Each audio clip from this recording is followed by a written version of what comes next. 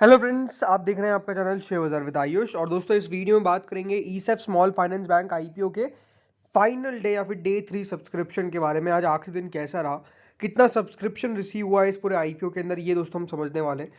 हर एक कैटेगरी के द्वारा, भले वो क्यूआईबी की हो, एचएनआई की हो, रिटेल की हो और कंपनी की एम्प्लॉय कैटेगरी हो, कितना कितना सब्सक्रिप्शन रिसीव हुआ है हर एक कैटेगरी में। एक बात जरूर कह सकता हूँ, मैसिव सब्सक्रिप्शन रिसीव हुआ है। इसमें अलॉटमेंट चांसेस क्या होने वाले हैं, अलॉटमेंट की डेट कौन सी होने वाली है, ये भी हम बात करेंगे इस वीडियो के अंदर। तो वीडियो को दोस्तों जरूर देखिएगा पूरा। उससे पहले अभी तक अगर आपने दोस्तों चैनल को सब्सक्राइब नहीं किया है तो आप चैनल को जरूर सब्सक्राइब कर लीजिएगा।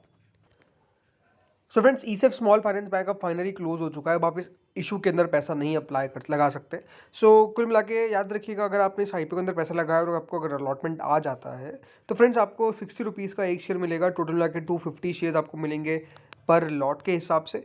463 करोड़ का दोस्तों इस आईपीओ का इशू साइज है, जिसमें से फ्रेश इशू है 390.70 करोड़ का और बाकी का बचा हुआ है ऑफर फॉर सेल 72.30 करोड़ का।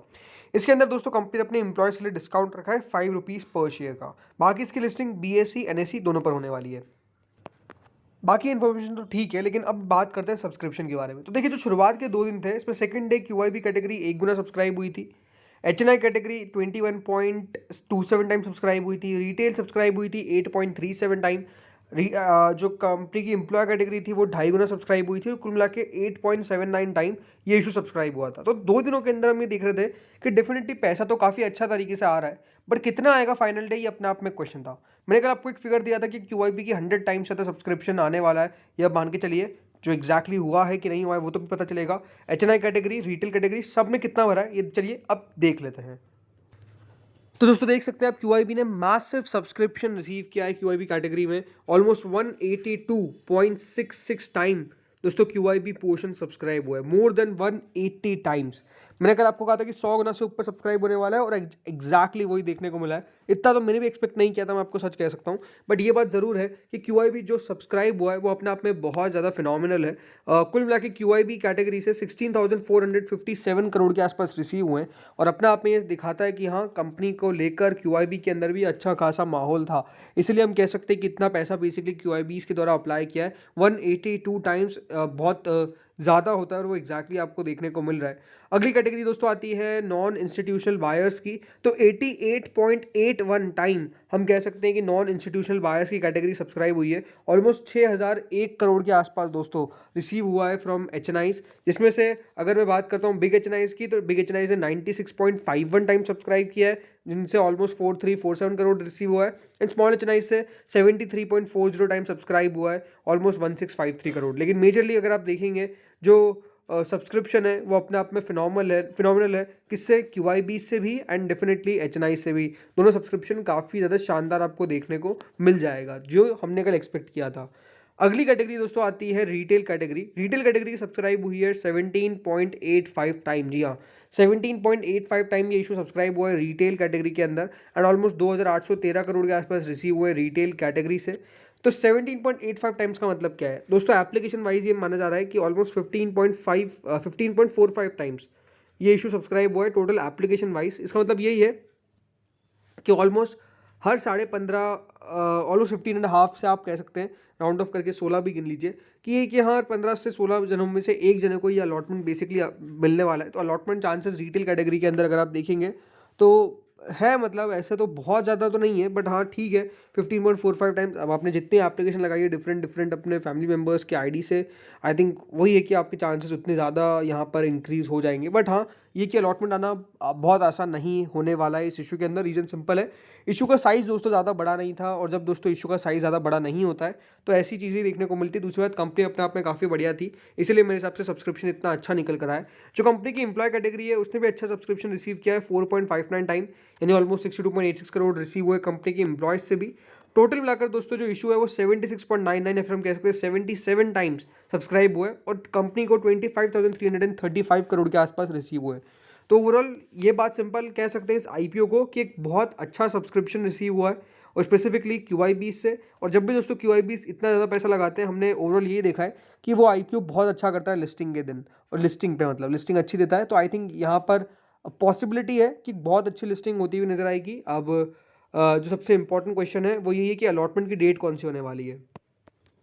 तो जैसा कि आप देख सकते हैं अलॉटमेंट की डेट वैसे तो 10 नवंबर बताई जा रही है, बट हाल फिलहाल में आप सबको पता है कि अलॉटमेंट जो है वो बेसिकली जल्दी आ जाता है, T+1 के अंदर आ जाता है। तो मोस्ट लाइकली इसका अलॉटमेंट कल यानी 8 नवंबर को ही आ जाएगा। मेरी ये पॉसिबिलिटी काफ़ी ज़्यादा है कि इस आईपीओ का अलॉटमेंट आ जाना चाहिए, कल ही आ जाना चाहिए 8 तारीख को। दूसरी बात क्या है ना कि जो कंपनी का रजिस्ट्रार है वो है Lincoln time, and Lincoln time लगातार दोस्तों T+1 के अंदर अलॉटमेंट दे रहे हैं। तो आई थिंक इसके कारण जो लिंकन टाइम है, दूसरी बात जो आईपीओस खुले हुए हैं अभी प्रोटीन और आस्क, उनका भी जो रजिस्ट्रार है वो लिंकन टाइम ही है। तो I think utilisation of money और मेरे हिसाब से उसके लिए भी एक इम्पॉर्टेंट है कि यहाँ पर अलॉटमेंट जल्दी आएगा। और जैसे मैंने बताया कि देखिए जो अभी आईपीओज आए हैं सारे ऑलमोस्ट, उनका सब में T+3 का तो किसी का भी मैंने नहीं सुना कि T+3 में अलॉटमेंट आ रहा है। तो T+1 में अलॉटमेंट आ जाएगा और उसके बाद T+3 में लिस्टिंग हो जाएगी। ये मोस्ट लाइकली यहाँ पर आपको नज़र आ जाएगा। तो कल तक इस आईपीओ का अलॉटमेंट आ जाना चाहिए। अलॉटमेंट याद रखिएगा वही देर रात या फिर मतलब मिडनाइट के अंदर हम कह सकते हैं बेसिकली आपको आता हुआ नजर आए, इस बात का आपको ध्यान रखना है। अब जो करंट ग्रे मार्केट है इस आईपीओ की, वो ऑलमोस्ट 33.33% का एस्टिमेटेड लिस्टिंग गेन दिखा रही है। एंड आई थिंक अच्छी बात क्या है ना दोस्तों, सबसे अच्छी बात तो यही है कि बाजार, राइट, जो करंट मार्केट है वहाँ पर आपको डेफिनेटली एक अच्छी खासी तेज़ी देखने को मिल रही है। ज़रूर आज का बाजार थोड़ा सा कंसोलिडेशन वाला था, बट मुझे लगता है कि हाँ, जिस तरीके से सब्सक्रिप्शन रिसीव हुआ है, आई थिंक हर एक कैटेगरी से जो सब्सक्रिप्शन रिसीव हुआ है ये शो करता है strength of this company. And I think listing के दिन ये 30% से ज़्यादा का लिस्टिंग गेन देना चाहिए। इस तरह की एक्सपेक्टेशंस करी जा सकती है। अब डेफिनेटली वो कितना सही होगा कितना गलत होगा वो तो हमको लिस्टिंग के दिन ही पता चलेगा। बट हाँ ये है कि अगर इस आईपीओ का अलॉटमेंट दोस्तों कल आ जाता है, राइट, तो 10 तारीख को तो इस आईपीओ की लिस्टिंग भी हो जाएगी, यानी इसी हफ्ते ये शेयर लिस्ट भी हो जाएगा मार्केट्स के अंदर। तो आई थिंक एक बहुत अच्छा ये समय होगा, क्योंकि इसी हफ्ते इस आईपीओ की लिस्टिंग हो जाएगी और इसी हफ्ते इस आईपीओ का अलॉटमेंट भी आ जाएगा, सब कुछ हो जाएगा। तो उससे सबको पता चल जाएगा कि हाँ किस किस को मिला है और लिस्टिंग में कितना मुनाफा हुआ है, वो भी हमको पता चल जाएगा। तो आई थिंक उसका वेट जरूर अभी करना पड़ेगा।